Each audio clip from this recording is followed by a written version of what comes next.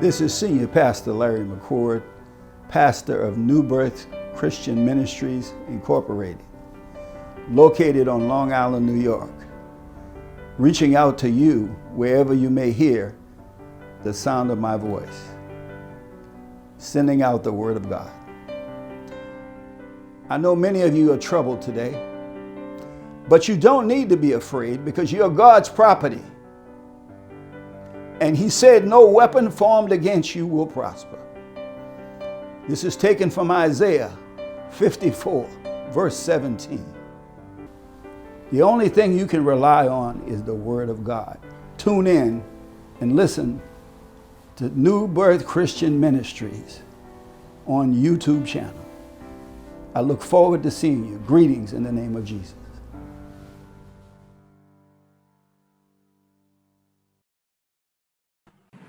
For He is truly worthy to be praised.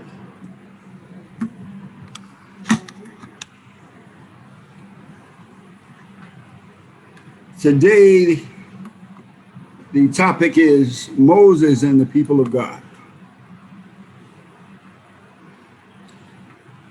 Moses and the people of God.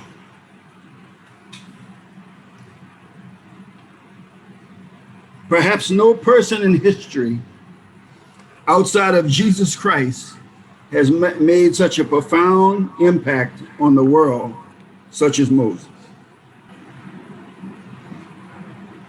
In the book of Exodus 2, verses 1 to 10, it tells us both secular and religious sources. Thank you. Both secular and religious sources document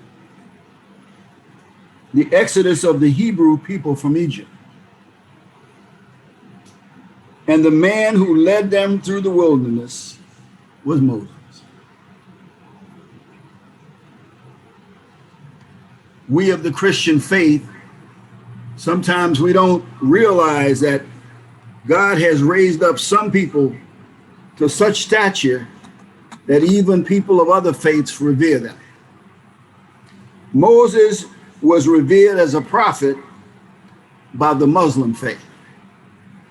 He was revered as a messenger and a leader even in Islam. In fact, Moses is mentioned more times in the Quran than any other person. Now think about that.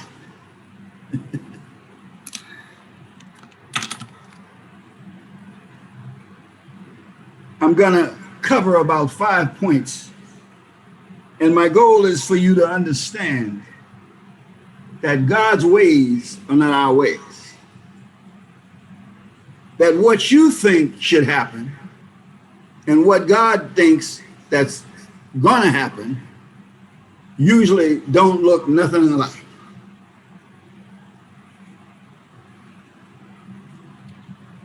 The Hebrews in Egypt land. We're given stories by members of the Jewish faith that discuss how they were slaves in Egypt land. But the story usually doesn't give you the full story.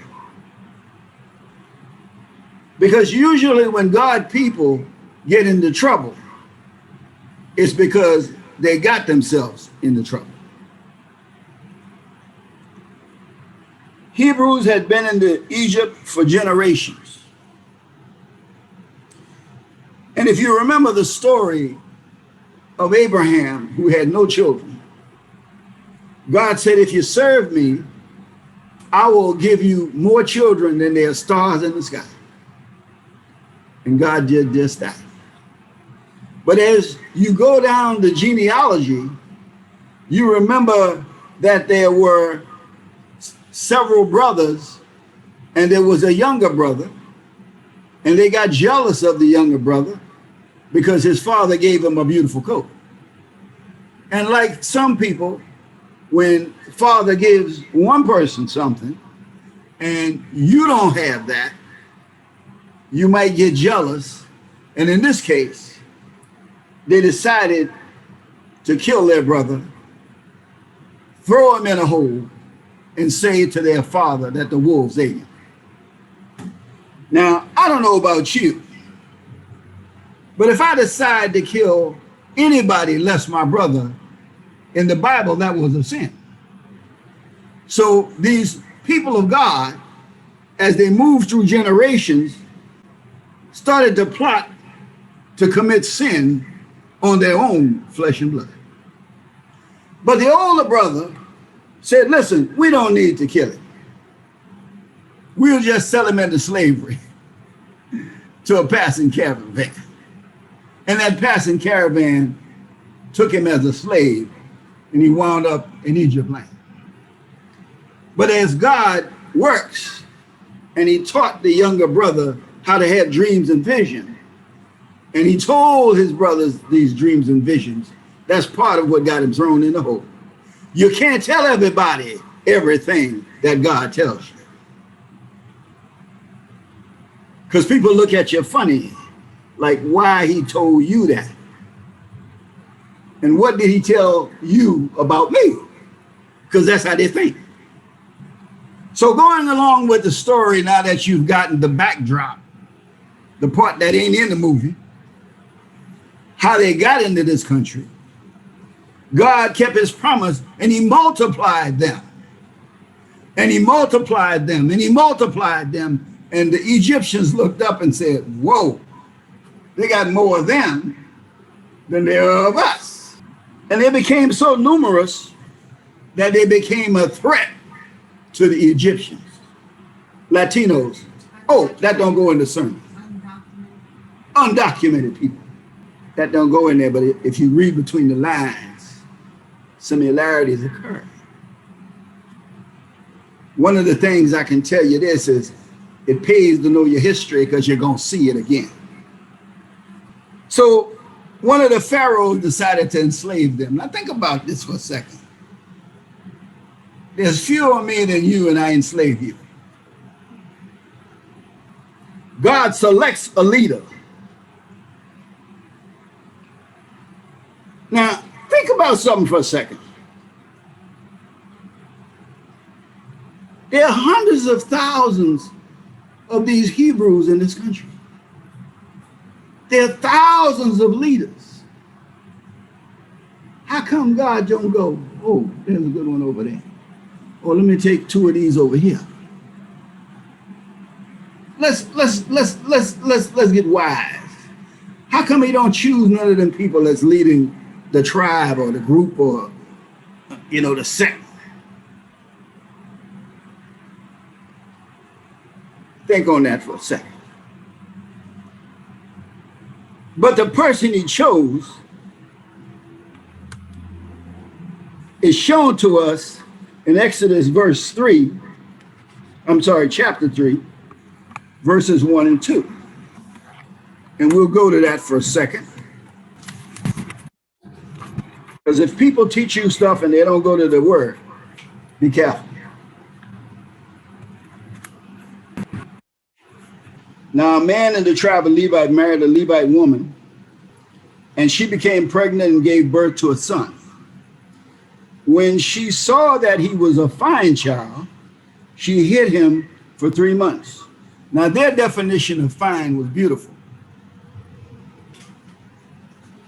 But when she could not hide him no longer, she got a papoose basket for him and coated it with tar and pitch. And when she placed the child in it and put it among the reeds along the bank of the Nile River. Now think about something for a second. I don't know what y'all know about the Nile River, but I can tell you there are crocodiles in the Nile River. Oh, they've been there a long time. Crocodile. Big long thing, look like an alligator with a lot of teeth, but 10 times more ferocious. His sister stood at a distance to see what would happen to him. Then Pharaoh's daughter went down to the Nile to bathe. Now think about something for a second. God had to get the mama to put the basket in the river just on the time and the day that Pharaoh's daughter would be coming down there. Do you see how that ain't no coincidence? But God would put a move on her to let her let the child go at 3 months and put him in the river just on the day and hour that Pharaoh's daughter's coming down the bay. And her attendants were walking along the riverbank and saw the basket along the reeds and sent her female slave to get it. She opened it and saw the baby. He was crying, and she felt sorry for him. Because remember, some people would have just said, oh, something's in that basket. Let it keep moving. She opened it and saw the baby. This is one of the Hebrew babies, she said. Verse 7, then his sister asked Pharaoh's daughter, shall I go get one of the Hebrew women to nurse the baby for you? Yes, go, she answered. So the girl went and got the baby's mother to take care of her own baby and get paid for the job. I don't know about you, but now I ain't got to worry about what happened to my child if I got it in my arms and I'm nursing it. And I'm getting paid on top of that. She said, take this baby, nurse this for me, and I'll pay you. So the woman took the baby and nursed him. When the child grew older, she took him to Pharaoh's daughter, and he became her son. Now think about that. You the baby of a slave, people who are oppressed. God takes you, lets the mama put you in the basket, and you wind up in the palace as the grandson of the man in charge. You went from the bottom to the top, just like that. Now do you start to see why he didn't choose one of those people that had slave mentality?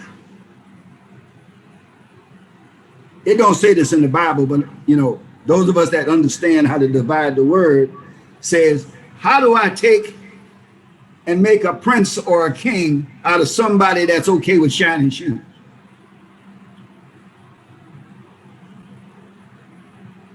How do I take somebody who's not even a good follower and make him a leader? You know why that's inconsistent? You don't wait till a man is 18 to teach him courage. Because if you scared, at 18, you're going to stay scared.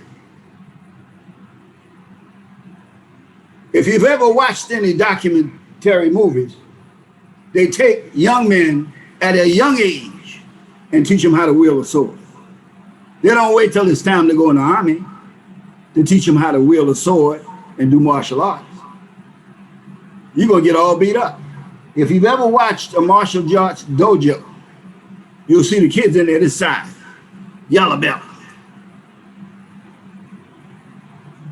By the time the kid is 13, he might have a black belt. Why would you do that at that age? Real simple. I'm going to put you up against Pharaoh. If Pharaoh had you under his thumb for the last 40 years, why do I believe all of a sudden you're going to have courage to step to him now? Somebody might say, wow, how do you know all of this? Trust me, I do. God had to make somebody who wasn't scared of Pharaoh, because he wanted him to step to Pharaoh and tell Pharaoh, let my people go.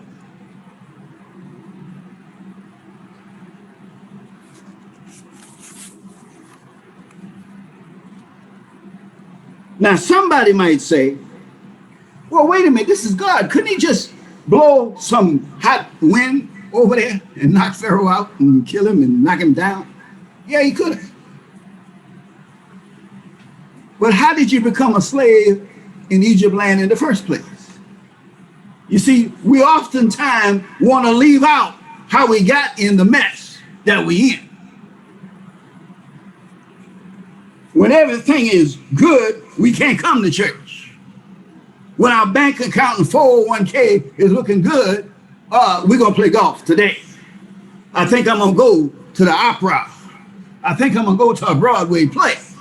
But let me lose my job. Let the pandemic got me staying in my house. I can't go out for nothing. Oh, God, relieve me from this pandemic. But once I take my foot off your neck, you forgot about me. Somebody said, well, why did it take 400 years for God to hear their complaint and their cry? If God tells you to check in with him before you do anything, but you don't do that, you lean to your own understanding and you find yourself in a pit, worrying about are you going to be alive or dead, and you lucky enough to be alive, but you a slave. And all of a sudden, you pick up your phone and you call God and say, can you come right now? The scripture says, he might not come when you call him, but he ain't never late. I seem to believe that there was a lesson in this story. There was a lesson for the Hebrews. There was a lesson for the Egyptians, in particular Pharaoh. And there's a lesson for us. Moving through,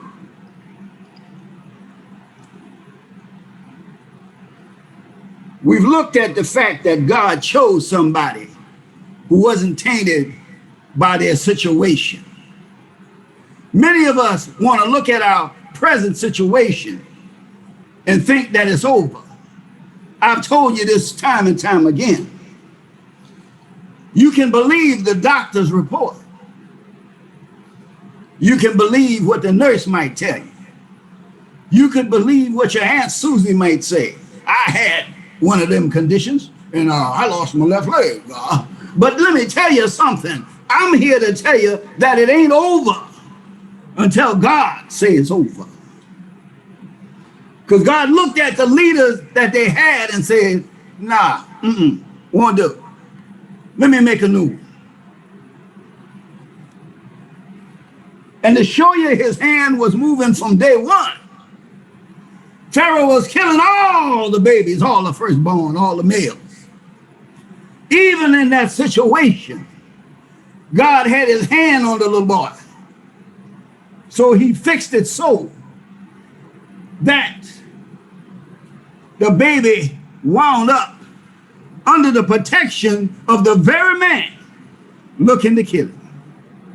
Did you hear what I said? God fixed it so that he was under the protection of the very man looking to kill him. Now, none of them leaders could do that. You know why we know they couldn't do it? Because they wouldn't have still been slaves. God said, I heard my people complaining. I think I'm going to fix the situation. But don't think that he wasn't watching what they were doing for 400 years.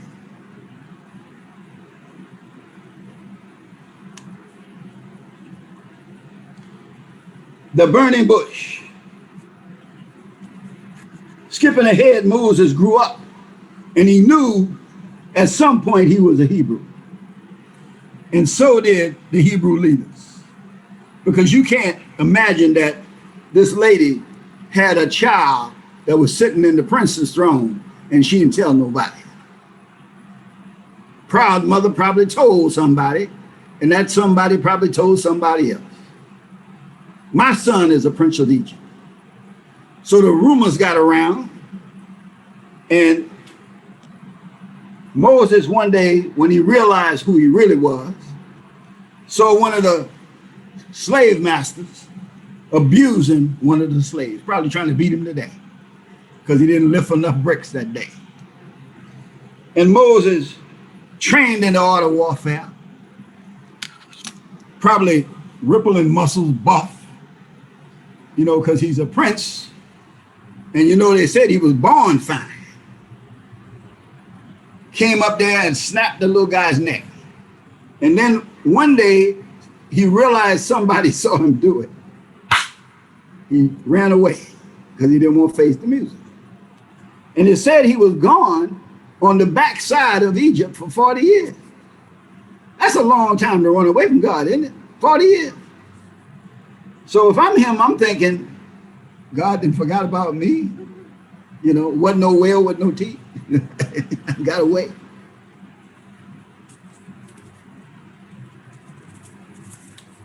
Why Moses? Matthew 22:14 says, point 3, many are called, but few are chosen. Why Moses?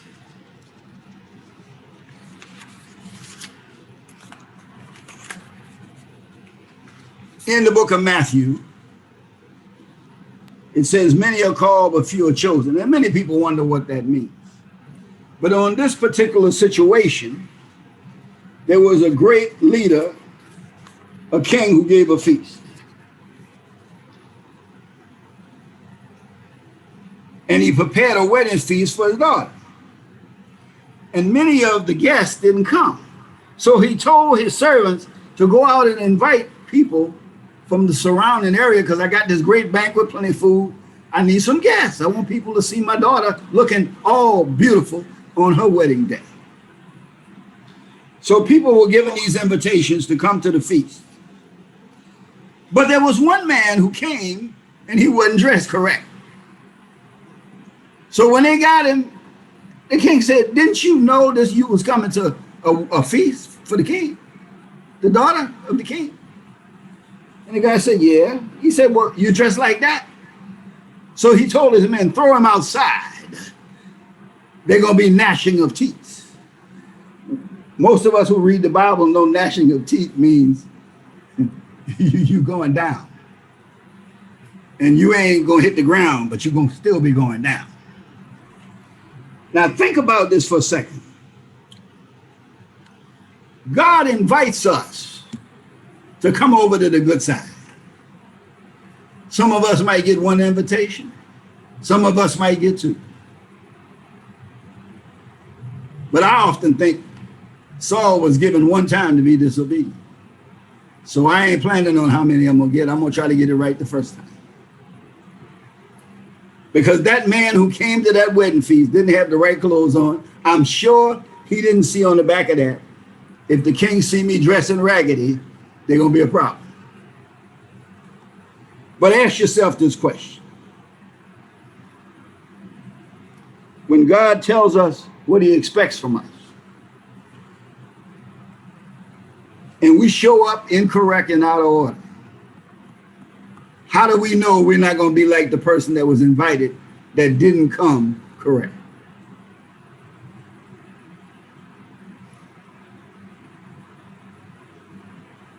So now we're looking at the fact that Moses is now, he meets some young women who are watering their sheep of their father. And some guys come by and shoot them out the way so they can water their sheep first. And Moses takes up for them. And then they introduce him to their father, and he ultimately winds up marrying one of the daughters of this priest. Now Moses is tending his father-in-law's flock. When as he is tending the flock, he sees a fire in a bush. And an angel of the Lord spoke from the bush, entreating him to come closer. As he got closer, he noticed that the bush was not being consumed. He had never seen anything like that, so he got closer. And God spoke to him. And he said, Moses, before you come any closer, this is holy ground. Remove your shoes.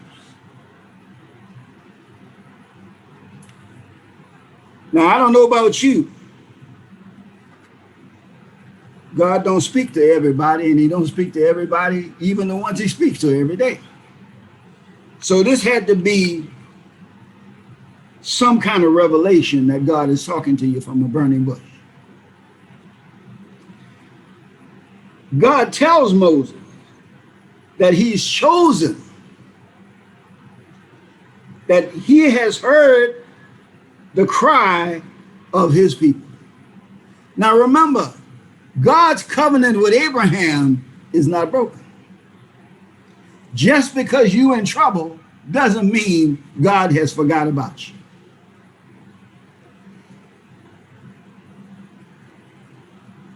In the scripture, Exodus 3, verse 7, it says, then the Lord said, I have seen how cruelly my people are being treated in Egypt. I have heard them cry out to be rescued from their slave drivers. And I know all about their suffering. And I have come down to rescue them from the Egyptians and to bring them out of Egypt land to a spacious land, one which is fertile, in which the Canaanites, the Hittites, and the Amorites, and the Perizzites, and the Jebusites now live. I have indeed heard their cry. I'm sending you.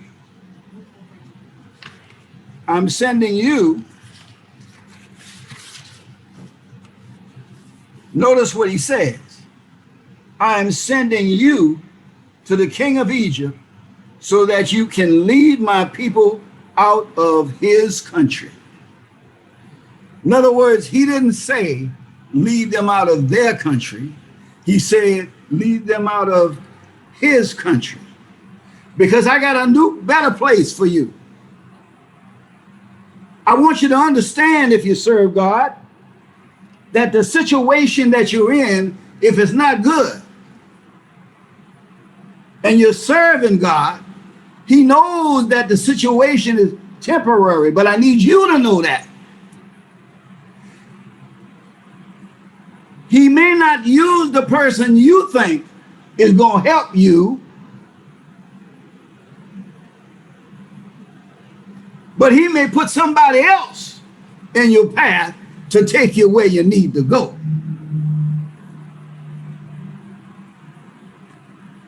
You know what I'm talking about?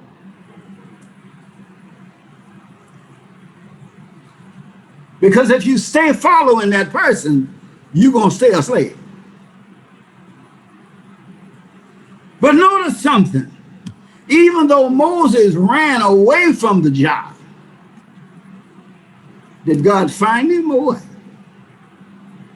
He made the bush burn, and Moses was curious and went to see why it was burning and not burning up. God can strike a match in the darkness, and you can go to see what the light is, and that's the answer. But immediately Moses started giving God some excuses as to why you don't need me. Now, I wasn't there, because I'd say, well, God, how many troops you going to send me? How many men you going to give me? How many machine guns? Can I get some Uzis? Can I at least get a couple of chariots with spear throwers and, stuff like that? Notice, Moses isn't asking none of the questions. Moses turned around and said, there must be somebody else here. Because I can't even talk good. You want me to negotiate with Pharaoh? God said, I'm going to let you take your brother. He can do the talking. You do the walking. Now notice something. How do we know that Moses knew it was God?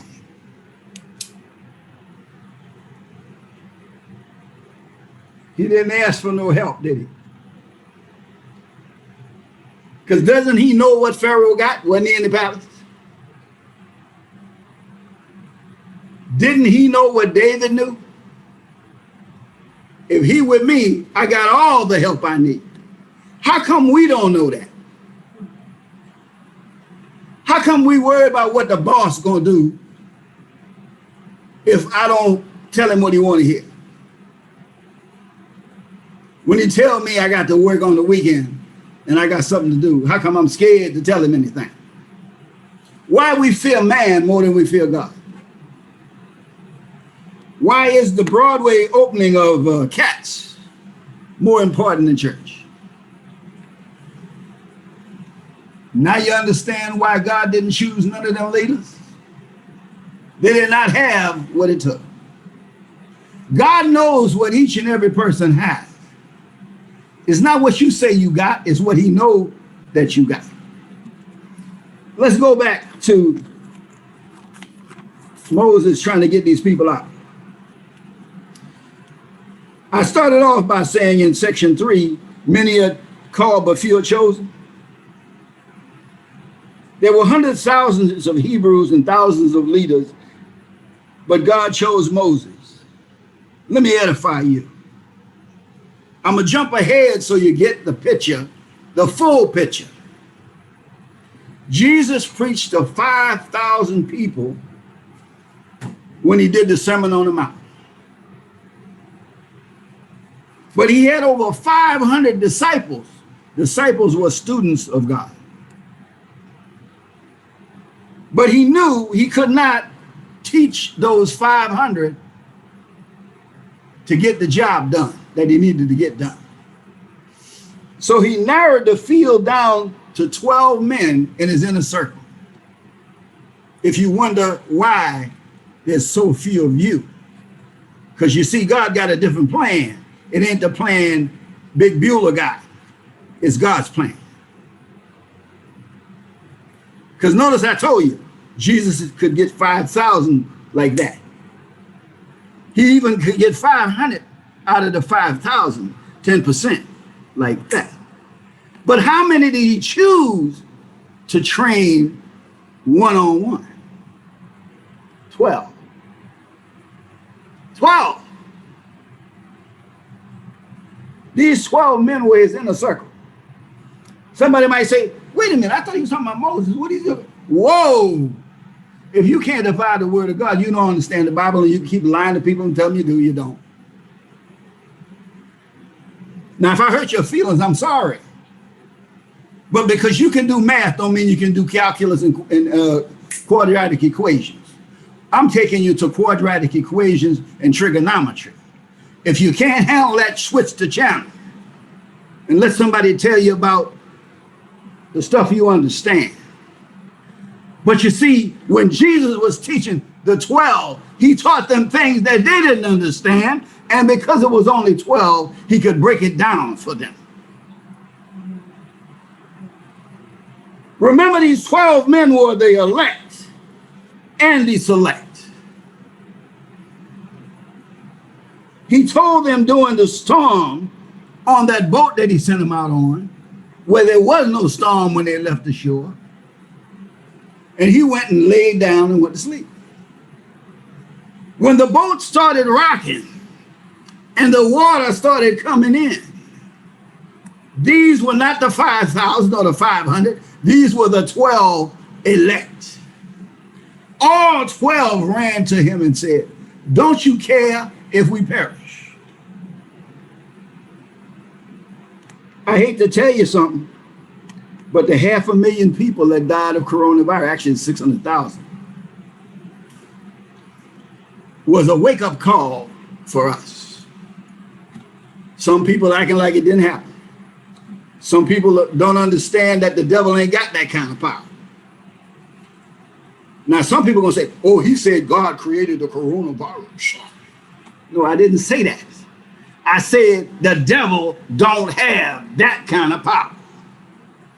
Because when in the Bible, when he wanted to mess with Job, who was in the palm of God's hand, he had to go to God and get permission to mess with Job.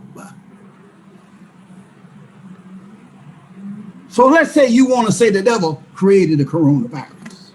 I'm here to tell you that he couldn't do it without going to God and say, can I please put this on these people?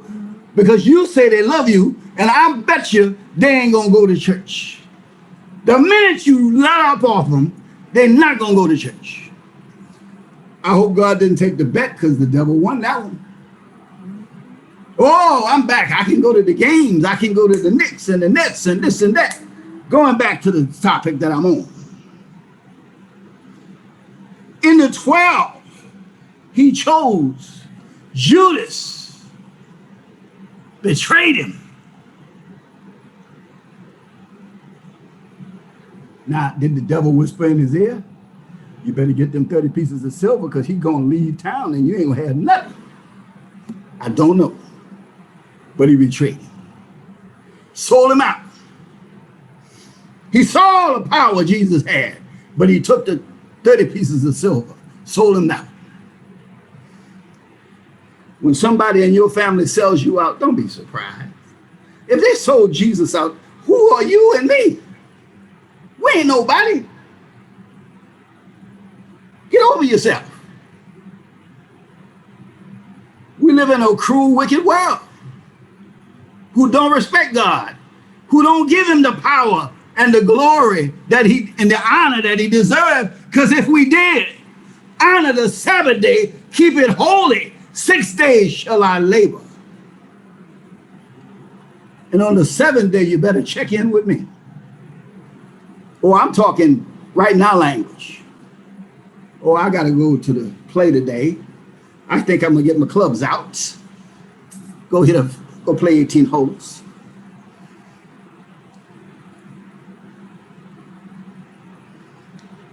Now his main man, Peter. I got you, Lord, I got you. Let me get my sword. Anybody best with you? I got you. All of a sudden he sees Jesus in handcuffs. Soldiers to the left and to the right, taking him to be crucified. And a young lady says, I think that guy right there is one of his main men. Who? What? Who? I don't know what you're talking about. I don't know him. That's 2 out of his 12. And to make it bad,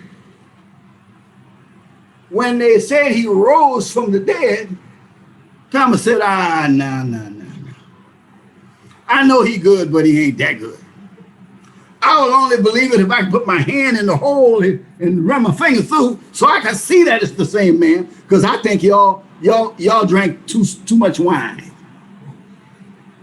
Y'all had too much wine while y'all was setting shiva. Repast. Y'all was drinking too much wine. I ain't had none of that wine. I know y'all crazy. Bring him here. Let me see. Somebody betrayed him, somebody denied him, and somebody doubted him. And they were the elect. Now you understand why he had to grow Moses up. He selected somebody that had the cojones to go and deal with Pharaoh. You see, many people think you can be a coward and be in God's army. Well, I've been in the army. when it's throwdown time, baby, that's who you'll find out who's with you and who ain't with you.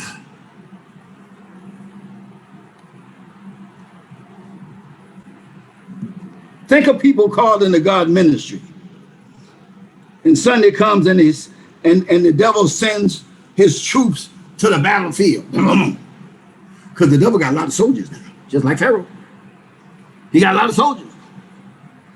All of them don't look like me and you.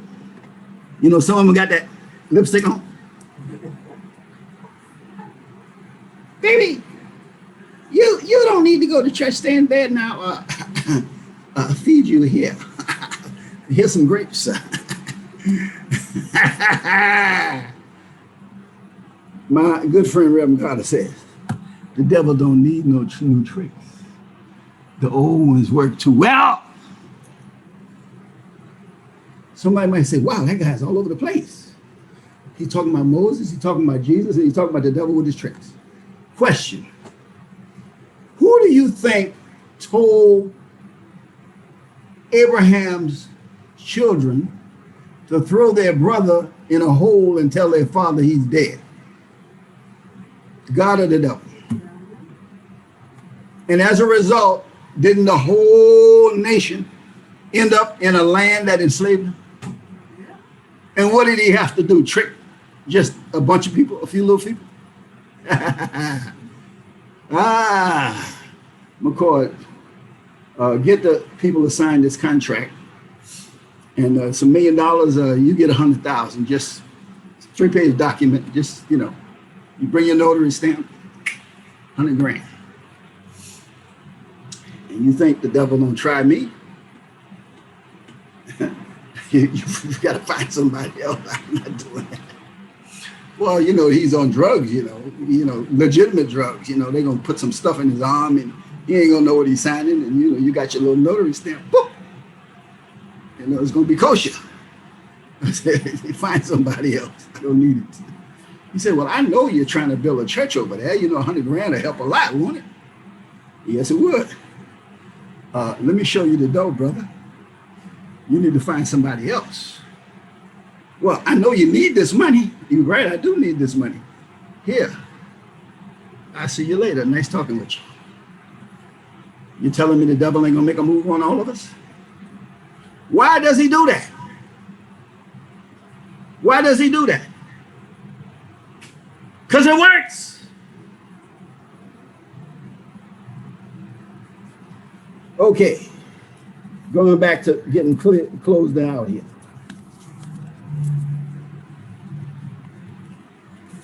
So as you know the story, Moses goes down to Pharaoh.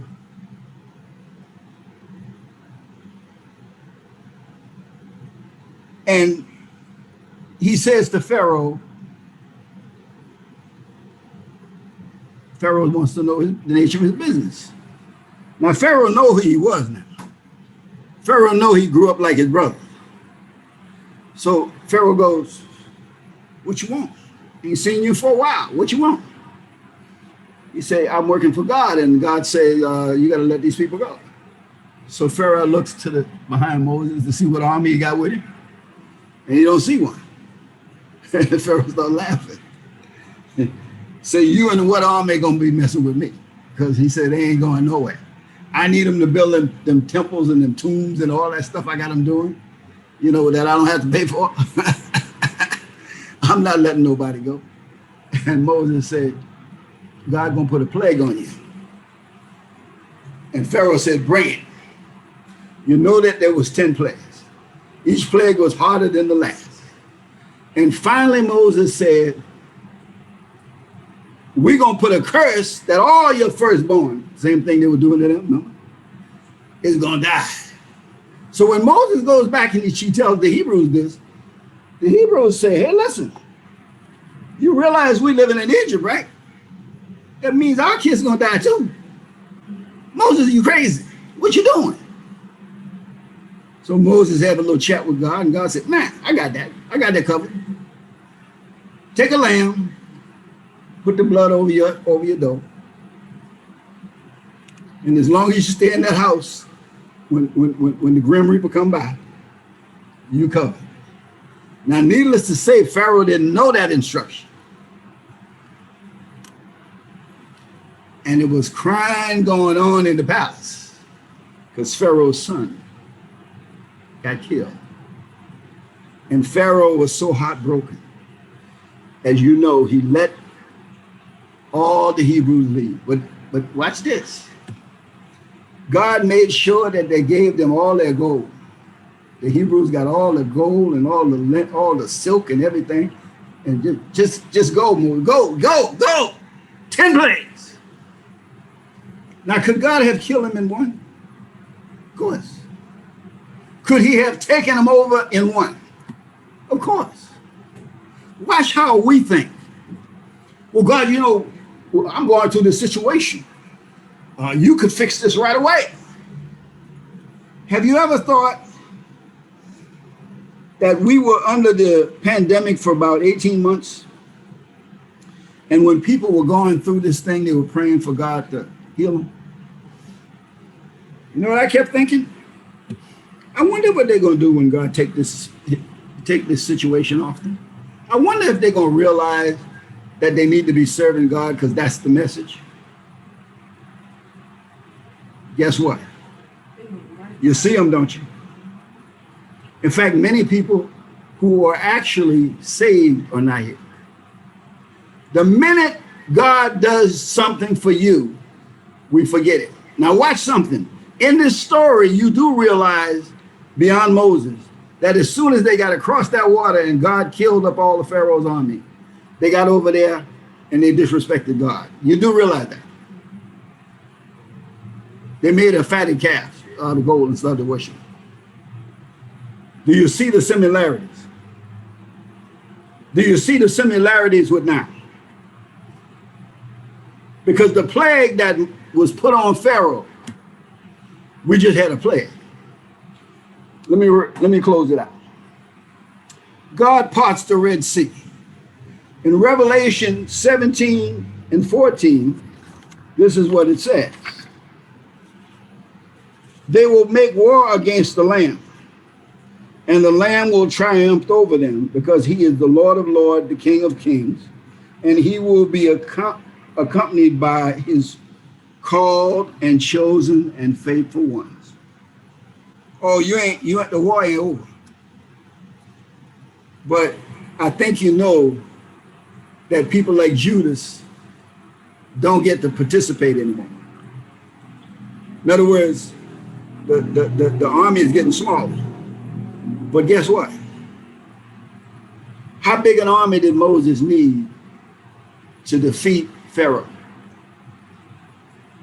Him and God. Do you understand? Because the numbers are going to come. My job is to get you ready.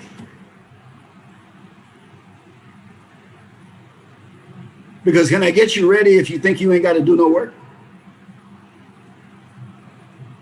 Did God promise that we would wish all of the members to come and we're going to train them, but we didn't do nothing to know how to get people and keep them once they're here?